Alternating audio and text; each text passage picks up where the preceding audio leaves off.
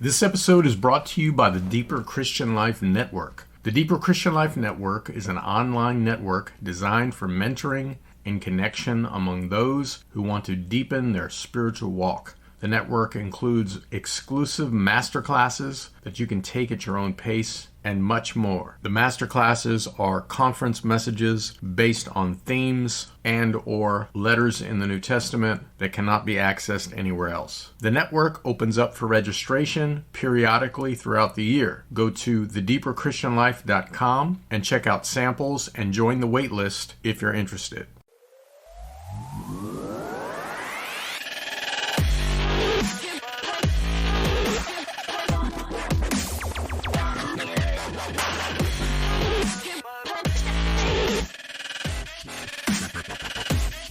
Well, welcome to another episode of the Eyes on Jesus podcast with Drew and Tim. The goal of this podcast is to help you keep your eyes fixed on Jesus daily through our conversation and dialogue. Drew is here with me, and today we're joined by Frank Viola. Frank, how are you doing? Welcome. I'm great. I'm happy to be on. So good to have you on. This is the first interview we've done, Drew and me together. We're excited that you are the first one on, and we get to talk about your book, 48 Laws of Spiritual Power. And this book, I'm reading it right now. I want to say it's a super helpful read. It's, the chapters aren't too long. They're short, but also jam-packed with information where you kind of get in, get out. What do I need to know to move on? And being in ministry, I can tell you, I'm like, yes and amen on these chapters where either I've experienced it or I've seen someone else that's experienced what you talk about. Yeah.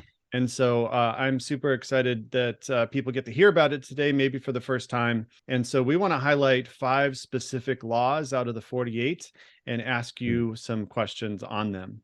We didn't want to just try to hit all 48. We just didn't want to like a 6-hour podcast, We'll try to hit that another time, but I'm excited that we get to hit what we do. And like Tim said, much based off experience. Tim, why don't you kick us off, man? Yeah, you bet. So the first law we want to talk about today is law number 6 in your book. It's about avoiding burnout. And so, Frank, I just want to know, what do you think, or what have you seen are some warning signs in your life that you became aware of when you're not taking that time to retreat and recharge and maybe be on the verge of burnout? What do you look for? For me personally, what tends to happen is if I am running out of steam. And let me preface this by saying something. If you are operating out of the power of God rather than your own natural energy, which is a whole nother topic, the Lord will enable you to have enough energy to complete a task. Now, that could be where you're speaking for an entire week. I've had events where I was speaking 2-3 times a day in a given week, and I was not exhausted at all. I was not exasperated. Wow. And I don't have natural stamina, okay? I can't even run a mile. But if you have switched sources and you're operating by God's power, you can go a long time and do an awful lot and not get burned out. But once that mission has been accomplished, then the physical body and even the emotions are going to feel the weight of what you had just done. And for me, I know that I need to rest when I'm getting mental and emotional fatigue.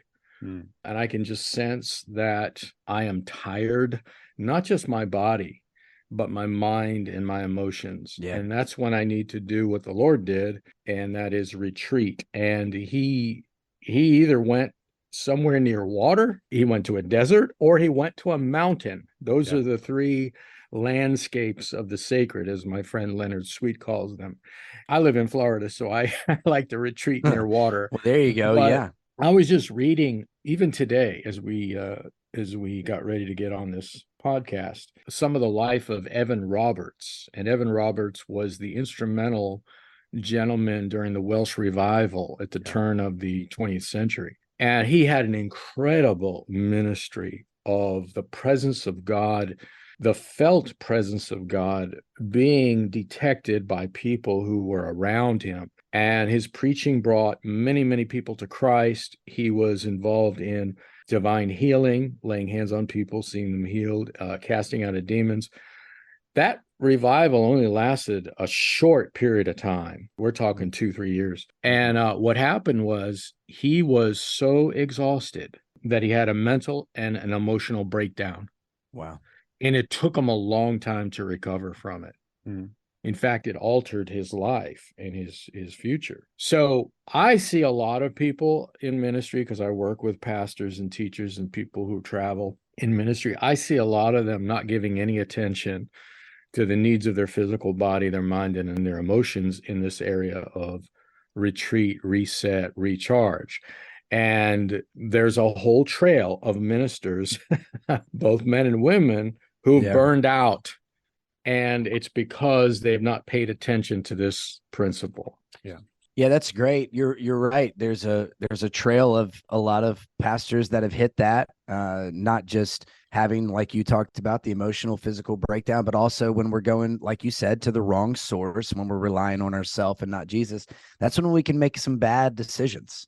And so I find that really not just informational, but incredibly convicting, even in myself, in starting to ask myself, okay, how are you structuring your year? How are you structuring your calendar? Mm-hmm. When might you need to really focus on not just, oh, well, this is where it aligns with the kids' schedule, but where might you need to really build that in and make it a priority? So very, very helpful. I know to not just me, but to our listeners as well. One of the things that stood out to me when reading the book is Law 16, I expect misunderstandings. Mm-hmm. And one thing, the reason that stood out to me so much is because the hardest thing that I've probably battled just in my short 37 years on earth here is being okay with being misunderstood. Mm-hmm. That's been like a big challenge for me. And for us to recognize that Jesus was misunderstood by some of his closest followers, and when we present the gospel, there's going to be people that are with us. There's going to be people that need to think a little more on that. There's going to be people that are convicted. There's going to be people that don't associate with that at all and walk away. And so my question to you, Frank, would be, what kind of encouragement might you offer our listeners and our leaders who are trying to further the gospel while still battling that feeling of being misunderstood?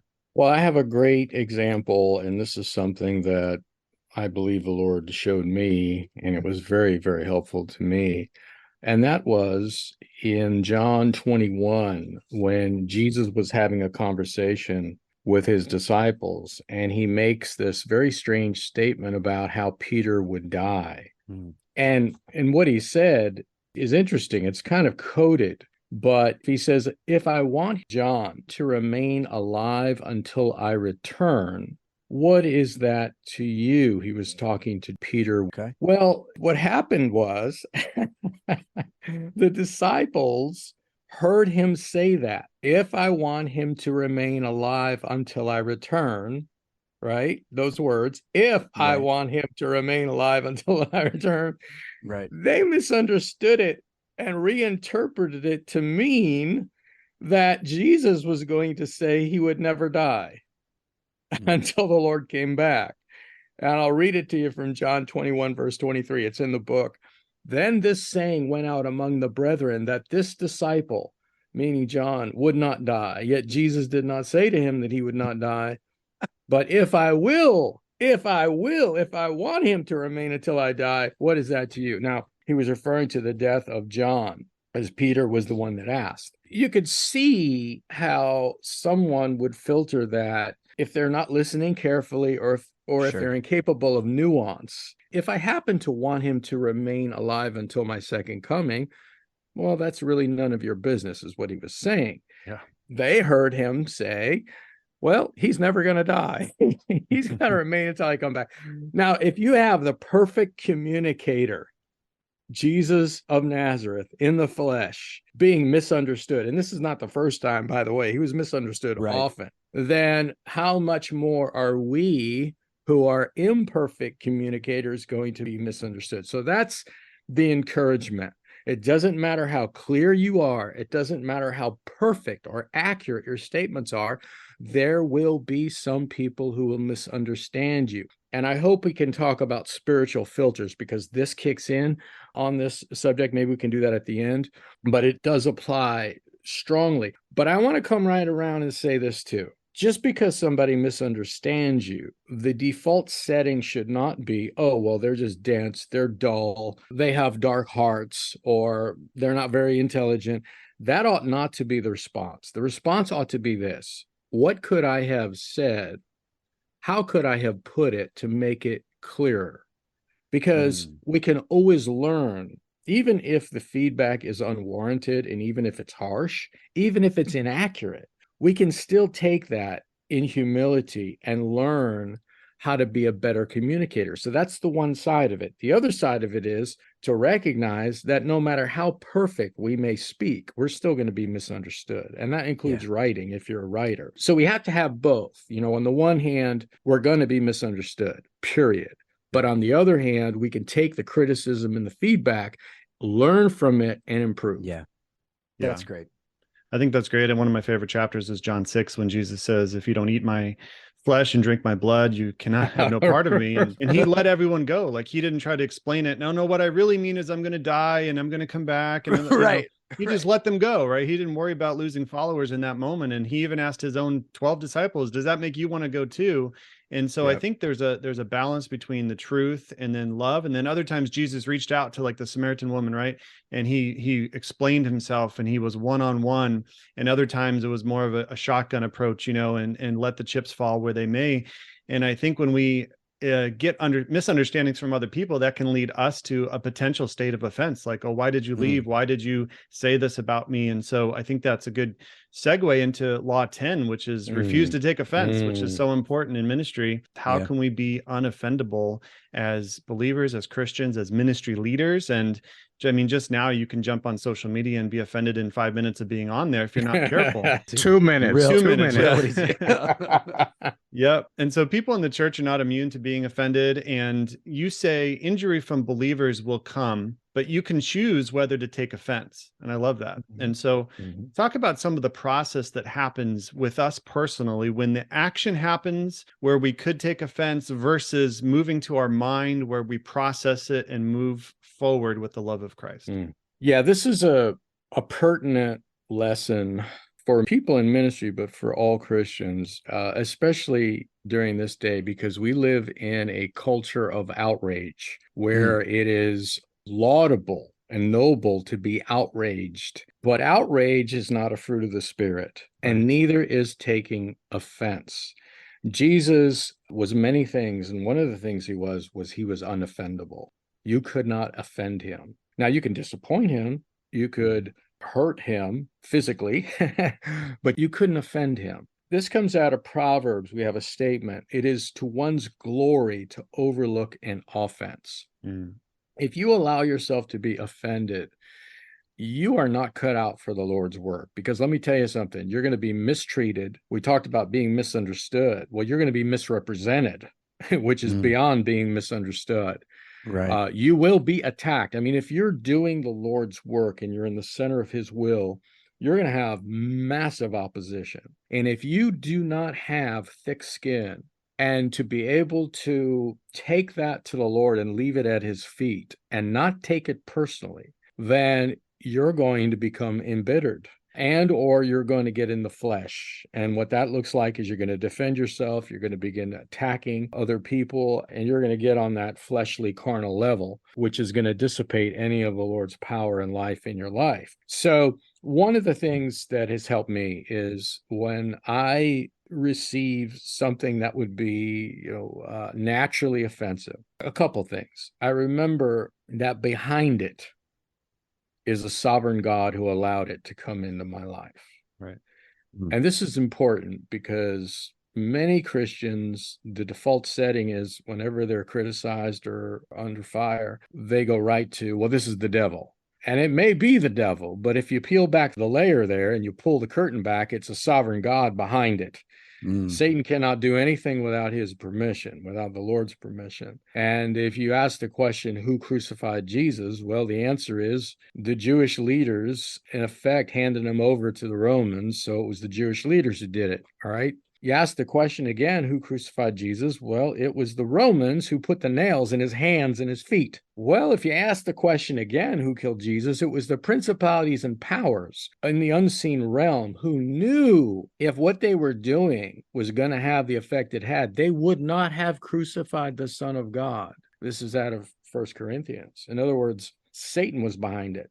But then if you peel the onion back more, the scripture tells us over and over again, it was God the Father who delivered his Son unto death. Yeah. And so the answer to all those questions is yes.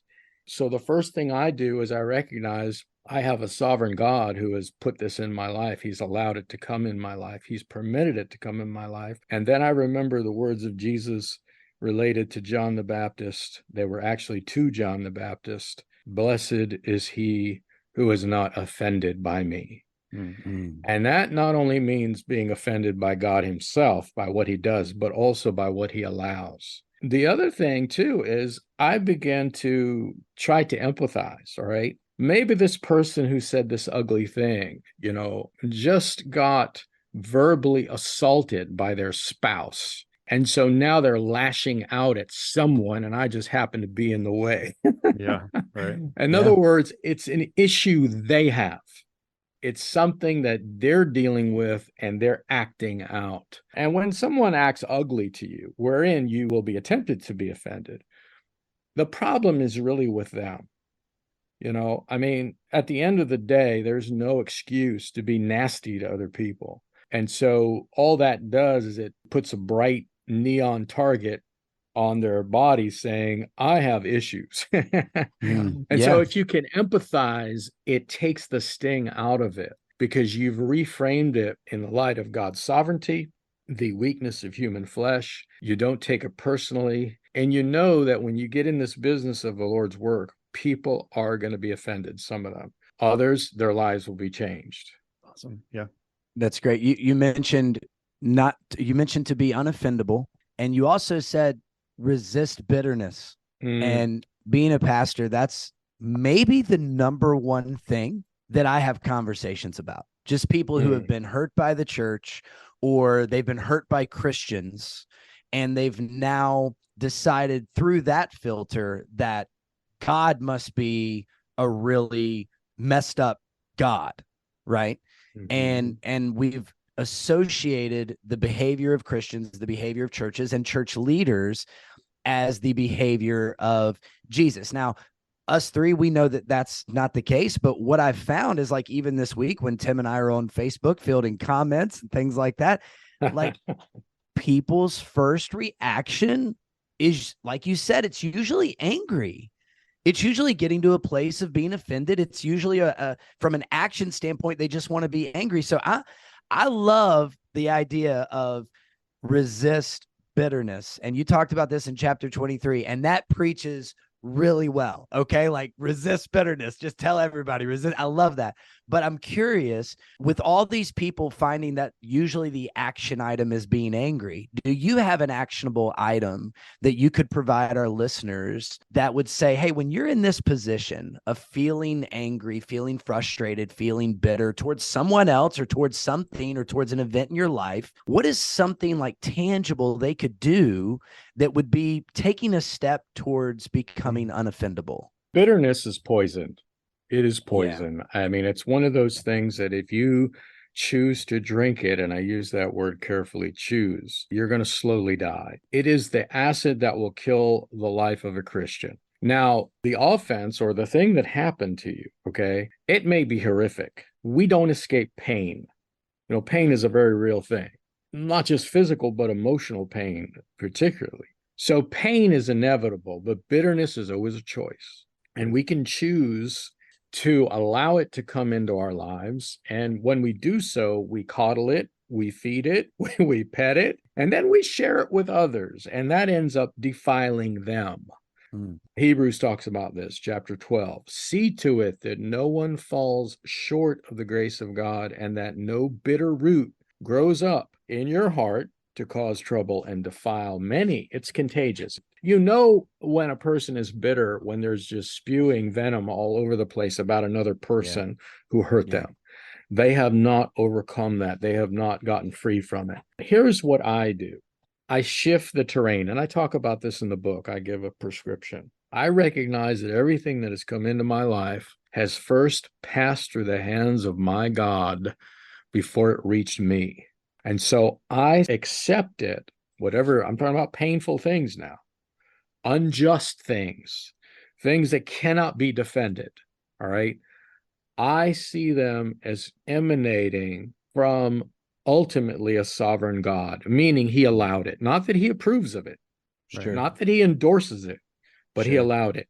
And I think if we can find one person who should be bitter, it's Jesus of Nazareth. I mean, here the guy is being lied about all throughout his life. There were rumors being spread about him, false rumors, many rumors, hurtful, painful, harmful rumors that in effect destroyed his reputation. Then he's put to death by his own people, the people to whom he came to die for. And I'm speaking of the Jewish leaders who put the Romans up to crucifying him.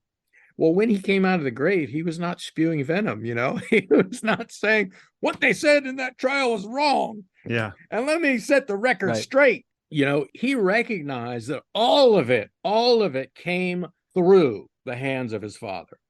Yeah. And another gentleman is Joseph in the Old Testament. His brothers, great people. The wife of Potiphar. He's accused of rape. He's accused of all sorts of things. You know, his brothers trashed him and left him to die. And then he's put in prison unjustly. And when he meets his brothers at the end of the story, which is remarkable, I mean, it's tear-worthy. He says to them, as for you, you meant evil against me, but God, my God, meant it for good. Yeah. See, one of the things about being a Christian, being in Christ, following Jesus, is that all of the crooked lines that come into our lives, even those lines that we create ourselves, we have a God who bends those lines and turns it to our advantage. Romans 8:28 is the bedrock passage. All things, that's both good and evil, that's both ugly and beautiful. All things work together for the good. And so what I do is I shift the terrain in my mind. I recognize that this ultimately has come from the hand of God. He permitted it. I recognize that the pain really is his instrument to break me, and brokenness is a necessary ingredient for being used by God in power that has impact. And so the more brokenness in me, by yielding to the cross as God works in my life, and losing and surrendering that bitterness, surrendering that anger, surrendering that impulse to get vengeance, God is making more room for Jesus Christ in my life. And that translates into life and power for God's people. This is a paraphrase of 2 Corinthians chapter 4. All right, every person who's in ministry needs to read that. It is through death that we enter into life and that we release life to others. And a practical thing that I do in answer to the question is I acknowledge the pain. I don't repress it. I might pour my heart out to the Lord about it. Yeah.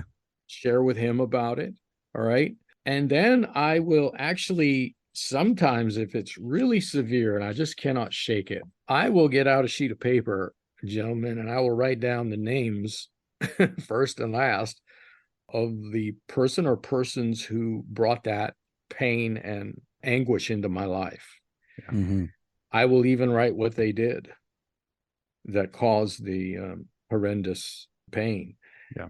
And then I will raise it up to the Lord, and I will tell him out loud that I am releasing them into his hands. And then I'll burn the piece of paper. Wow. And I'll watch it turn to ash.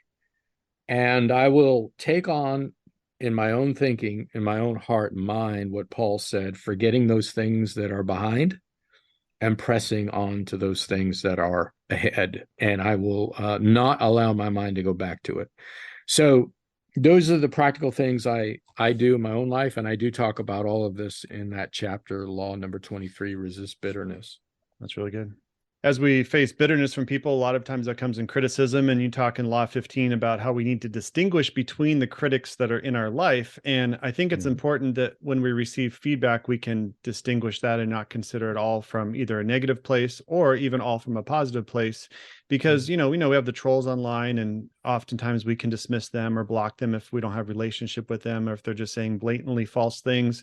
But I like how you distinguish supporters, those that are for us, and how even, and I'm curious, Frank, how even if we disagree with feedback that comes from supporters in our life, how do we properly process what's been said and assess whether we should change or not? For example, if Drew was to give me feedback, he's in my life, we have relationship. If he gives me feedback I don't agree with, how can I process that feedback and not just dismiss it? Well, you don't dismiss it because it's coming from a person who is in your corner, who is behind you, who cares about you.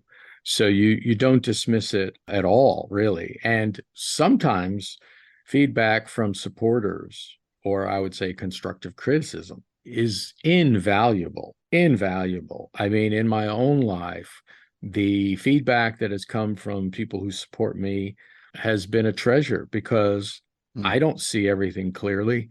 And they'll point something out. It could be as small as, hey, this article you just sent out had a misspelled word. It could be as tiny as that, to saying, well, you should have put this over here in the beginning and this at the end, or to saying, you could have said that differently and it would have been more impactful, or anything else.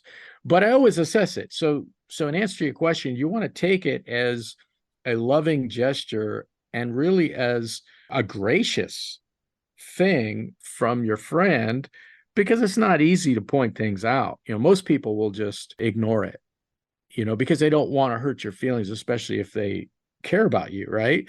Yeah. So it's easier just to let it go. So if Drew says something to you and it's constructive criticism, I would treasure it. I would listen to it. If you don't really see eye to eye, if you don't really see it, then I would just put it on the shelf and move forward. And maybe in the future you will, or maybe in the future he'll say, you know what, I agree with you now. I should have never said that. So that's the way I would do it. But I would be like a sponge. I would even ask questions like, okay, so you don't like how I put it. How would you put it, Drew? And kind of throw the ball back to them and ask you to give more specifics. That's something I do often. If I receive constructive feedback from a supporter that I don't understand, I'll ask questions. It's really good. I really like that multiple things that you've talked about today, Frank, have been from this posture of wanting to learn and really just being curious about what the other person has to offer. I think that's a posture that we could all really learn from, especially in this time where there is a lot going on social media. There are a lot of opinions. There are a lot of people who are offended immediately and outraged immediately. And so what a way to be different, what a way to lead through that kind of conflict. And really, honestly and truly, in all empathy, go, hey, I value you and I value what you say. Like, how can I get better? How can I learn from you? And really lean into that type of conversation. I think that's great. Yeah, and I'll add this. Nothing tests the spiritual maturity of a human being than the way they react to criticism. It is a monumental test on how spiritual you are. And if your reaction is defensive or angry, then brother, sister, there's a lot of flesh operating there that you are not aware of. You're not in touch with. You may not be as spiritual. You are not as spiritual as you think you are. So it does expose where we're at spiritually with the Lord, how we respond to criticism, especially if it's from supporters and objectors and even trolls, because I've watched ministers crash and burn because they touched that tar baby, so to speak, and got sunk with them or allowed them to sink them in their ministries. So there's a lot of tentacles to this subject. And again, it's important that we distinguish between the three because all of them require a different response. Hey, Frank, I know we're closing on time, but I know you mentioned earlier about Christian filters. Why don't we end on that? What are Christian filters? This is something that is bewildering to me. In the natural order of things, a filter is a device that a substance passes through in order to remove unwanted material. Strainers, for example, you run some liquid through it and it removes whatever it is you want to remove from that substance. Well, in a similar way, a spiritual filter, what it is, it's a strongly held assumption or belief that unconsciously reinterprets what a person hears or reads when it conflicts with their own previously held assumptions or beliefs. And by that, I mean it reinterprets what they hear or read to confirm to the person hearing it and reading it what they already think. Right. I'll give you an example of this. In ancient Israel, the commonly held belief and assumption of virtually all Israelites in antiquity was that when the Messiah came, he would destroy all of Israel's enemies and make Israel the predominant nation in the world. So they thought the Messiah would unseat Rome, Israel would be the triumphant power and rule over the pagan nations. And another common belief that the Jewish people held was that the Messiah could not be killed.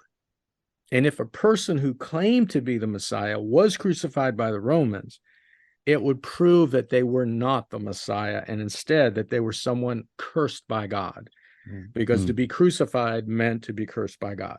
And so this is why whenever Jesus would talk about the nature of his messianic reign and his crucifixion and his resurrection to his disciples, they could not compute it. Their minds could not calculate what he was telling them.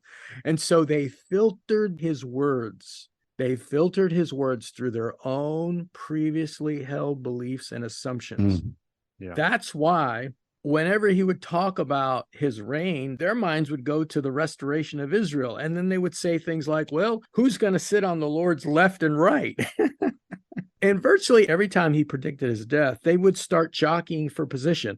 Who's the greatest? Who's the greatest in the kingdom? Who's going to be in the chief seats? Who's got the box seats?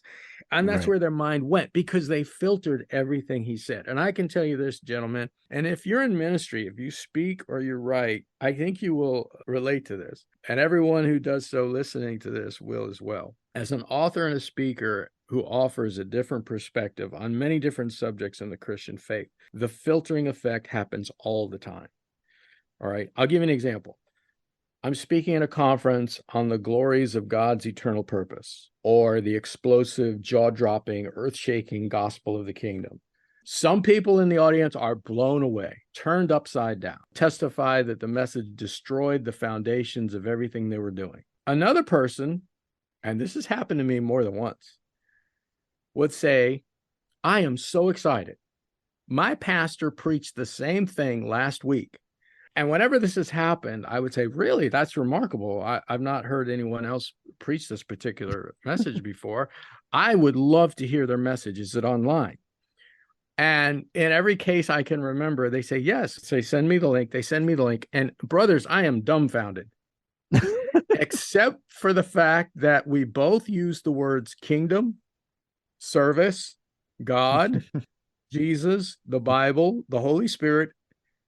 There was nothing in common with what we shared. Two completely different messages. How can that be? The person filtered everything I said through the lens of their own assumptions and beliefs. Yeah. And I have had this happen with readers. My earlier work discusses the organic expression of the church that reveals the glories of Jesus Christ.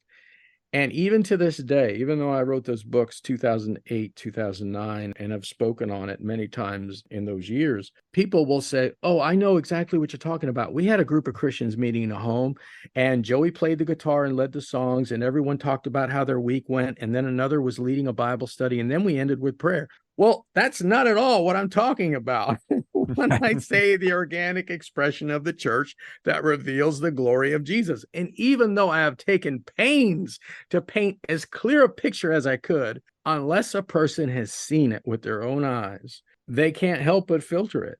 Yeah, this is true for most people. So the filtering effect, to me, it's dumbfounding. How a person can hear another human being say something, and then those filters kick in and they run it through that grid of what they already believe and know and totally reinterpret what you've said. It's just uncanny. Yeah. Yeah, no, that makes a lot of sense. And I have come to, as I look back on my ministry and even to the present day, I have come to see that when you are preaching Christ, or you are sharing the deeper things of God in a way that's novel, fresh, it's different than the norm, okay? And I'm not really right now thinking about preaching the gospel to unbelievers. I'm thinking about preaching to God's people. If you're presenting something that's out of the box, but it's thoroughly scriptural and spiritual and on target, you're going to have three different reactions. One, you're going to have people who are absolutely going to be devastated in a good way. In other words, their foundations will be shaken and they're going to have a transformation of some kind. They're going to meet the Lord in a new way at some level. That's the first one. And that's the one we all want. Okay. Yeah. But the second one is you're going to have people who are going to disagree with you. They're legitimately going to disagree with you and they're going to say you're wrong. They're going to criticize it. I would much rather have that, because that means they understood what I was saying. Okay. Then the third one. And the third one is to filter it and say, oh, I totally agree with everything you said. My pastor preached the same thing last week and it's nothing like it. Yeah. You know what I mean? I'd rather have the genuine disagreement, because at least you heard what I said and understood it, than the filter. Brothers, I don't have, unlike most everything else I treat in the book, all the different laws, I give a solution. I give something practical to overcome it or triumph over it or to experience it if it's a positive law. I don't have a solution for the filters. I just don't. Maybe 5-10 years from now, I'll have a practical solution. All right, here's what you do to break and destroy the filter. But at this point in my life, I do not. I can't help but think of like Instagram filters and this new one going around called the glamour filter, where everyone looks like they put on, pounds and pounds of makeup. And it's like, that's not real. That's not true. And so when you're talking about filters, I can't help but think about social media and these apps that make us look like something we're not. And oftentimes we put a filter on the church and on the Bible to make it look like something it's not. Wow. And so to get to know Jesus for who he is and the call he's put upon our life to die to ourselves is oftentimes something that gets filtered out in order to make it more appealing. And so, yes, very good. Very good. Well, Frank, thank you so much for being with us, and let our listeners know where they can connect with you.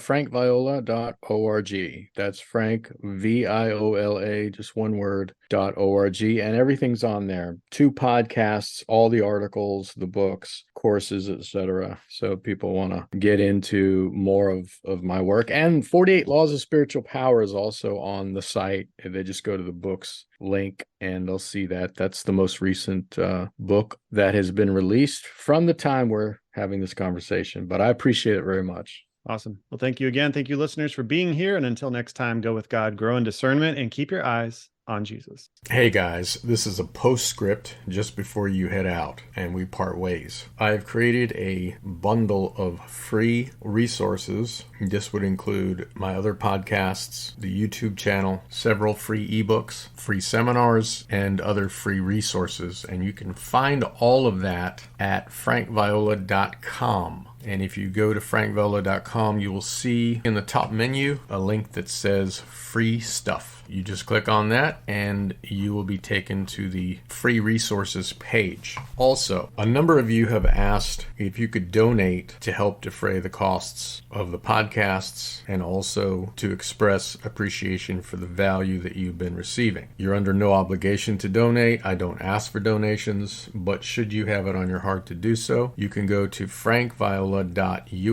That's frankviola.us, and that will take you to a donate page. There's 3 different options you can use to donate, all of them simple. Thank you very much, and God bless.